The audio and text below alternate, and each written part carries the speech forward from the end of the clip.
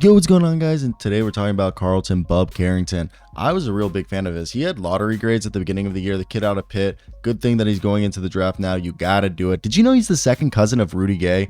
He's the highest I saw him ranked is 11th overall. I think he's gonna be the mid to late first. He's kind of a combo guard with some point guard like feel. 6'5" with a 6'9" wingspan, just under 200 pounds. He's a guy who shot 41% from the field, 32% from three, and averaged about 14 points a night and 4 assists with 5 rebounds. The thing I like about this dude, this guy's got a quick first step, and he's able to stop on a dime and use some deceptiveness to like shift gears and go a different way. He's got great form on catch and shoot threes. He's got a nice tight smooth handle, and he's able to manipulate defenders with footwork.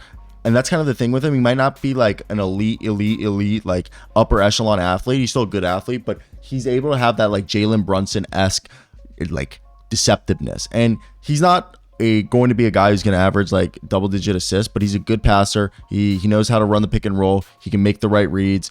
And besides that, when he runs the pick and roll, he doesn't just go to the rim. He'll like find the spots, be patient, and hit a mid-range jumper off a fadeaway or just a pull-up. And that's what I'm saying. Great creator off the pick and roll, either as a pop or through drives. And he's so fast with the ball. Like, I don't think he's slow. You know, like how some guys have ball, their normal speed and then speed with the ball while dribbling. I feel like he's just as fast with the ball in his hand as he is when he's just running normally. And he's very active on and off ball. He's got a good motor, very light on his feet, always on the toes. And he's a quick twitch athlete, fast sprinter, and gets off the ground quickly. And he's good at closing out and able to get a hand up while closing off the drives. He has poor percentages on his pull-up and mid-range jumpers, and he's not like a very... So he's a good dribbler, and he's like fast, but he's not a very, like, I would say, not like a fast processor is the best way to describe him.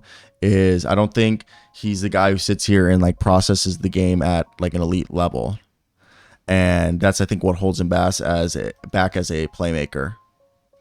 Now, he lacks advanced vision for skip passes off pick and rolls. He's not a great finisher at the rim, like lacks the balance and strength, and he seems afraid to finish around the rim. He'll like absorb contact.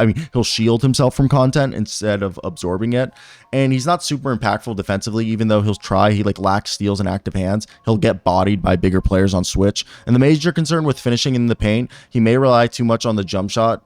Like, he might be a jump shot dependent guy, and he needs to develop more physically and have his finishing ability reach a different level for him to be an impact player at the NBA.